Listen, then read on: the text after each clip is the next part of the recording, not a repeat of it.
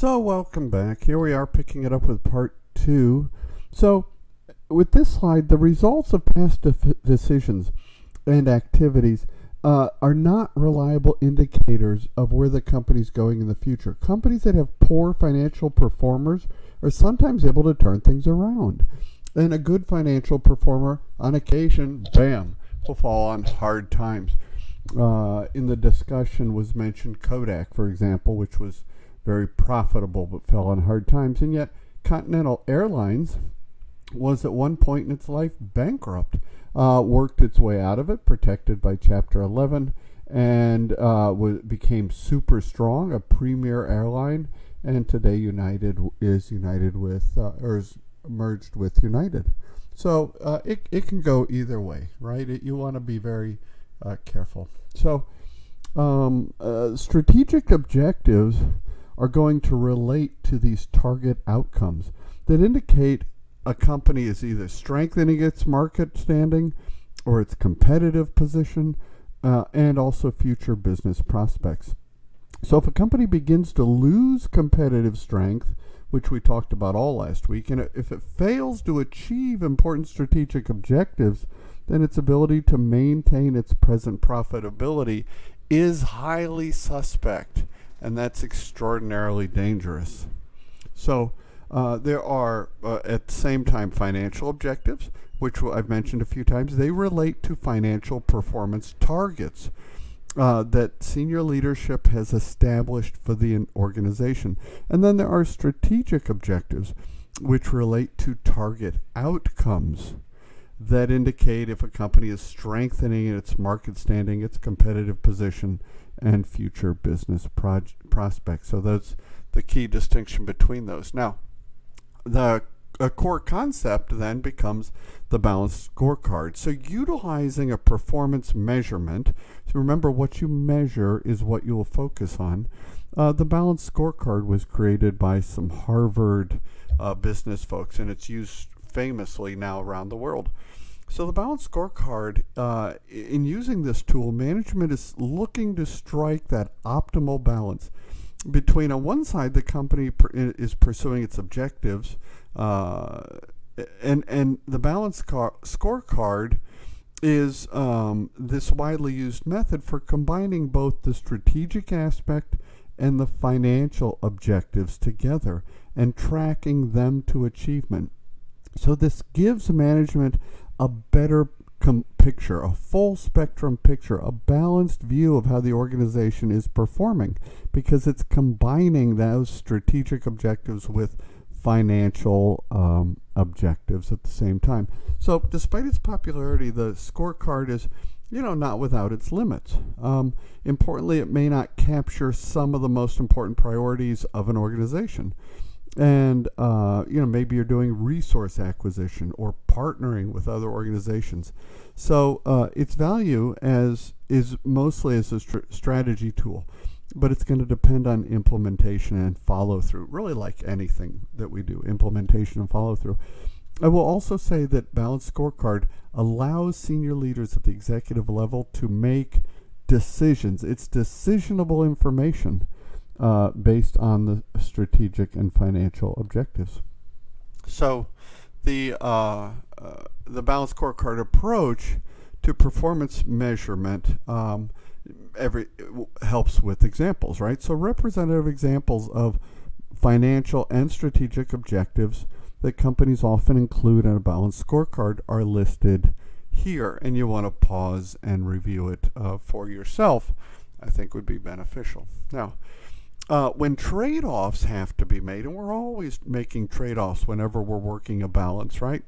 If I don't have enough money, I have to modify my schedule or my approach, right? That's always a balance. So when trade-offs have to be made between long-run and short-run objectives, long-run objectives should take the precedence. Unless there's one exception, that unless the achievement of one or more of these short-term targets has a really, really unique performance. But in general, the long-run objectives should take the precedence overall.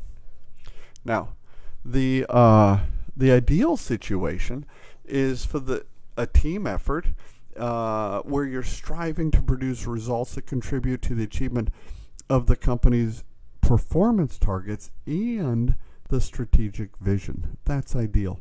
Such consistency signals that the organization knows the strategic role and they're on board in helping with the company move down the chosen strategic path and produce the desired results. So, there we go, get it to advance. So asking how requires it guides us to developing a strategy. And so we develop it by asking how. And this requires, among the various strategic alternatives, a good understanding of that and a proactive search for opportunities. What new things can we do? Or what can we do with existing things, but do it in even a better way than we're doing it today, right? And all of that's going to be help achieve our objectives. Now, the more a company's operations cut across these different products, right? It integrates or cuts across the different industries, across geographical areas, the more that the top executives on the central staff have little option but to delegate a lot of this strategy making authority to downline managers. So the bigger the company is, the more it's going to have to delegate. I just wanted to repeat that for emphasis, okay? Just to make sure that we are on track. Okay. So the next slide I wanted to cover was a little bit about the company's strategy making hierarchy. So my point would be the larger and more diverse operations, the more points of strategic initiative you're going to have. And the more managers down at these other levels will have a relevant strategy making role. We can see that when we look at a small business versus a large business, for example. You can see that happen. Okay, so just a quick touch up then on the key concepts here, core concepts. The corporate strategy is strategy at the multi-business level, and it concerns how to improve the company performance and gain that competitive advantage we talked about in week one by managing these a set of businesses simultaneously. Now, business strategy, that's a strategy that a single business level, right, is working on, and it concerns how to improve performance or gain the competitive advantage in that single business. So it's common that a company will have several business units, BUs, they're often referred to as, and each will have its own strategy, and there still should maintain that alignment between them. Now, so this is a look at the company's strategy making hierarchy, and you can see the slide also reflected in the book. So a company's overall strategy is therefore a collection of strategic initiatives, and these are actions that are devised by these managers up and down the organization hierarchy. And again, notice the alignment that I have been emphasizing. So the strategic making hierarchy looks like this, right? So this is worth pausing to review. Who runs what and what they're concerned with, right? It's good background, depending on what level the organization you're at right now to make it personal. Now, when you implement, the next stage of our strategy development was implementing or executing it. So managing the execution of the strategy is easily, I mean this is a joke, easily the most demanding and time-consuming part of the process. Good strategy execution, it's going to entail that managers pay careful attention to how key internal businesses processes are performed, and see to it that employees' efforts are directed toward the accomplishment of desired operational outcomes along the way. And then there was that final stage, which was stage 5, The fifth stage of the strategy management process, which is evaluating and analyzing the external environment and the company's internal situation and performance, because you want to identify needed corrective adjustments as early as possible. So this really becomes a trigger point for deciding whether to continue with your vision, objectives, business model, or even strategy. As long as the company's strategy continues to pass the 3 tests of a winning strategy, simply fine-tuning the strategic plan and continuing with the efforts to improve the strategy execution are sufficient at that point.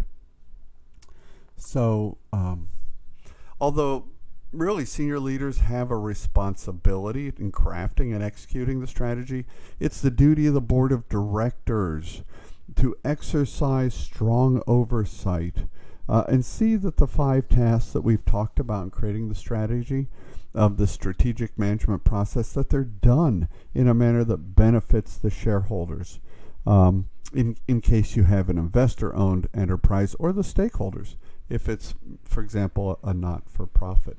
Okay. Okay.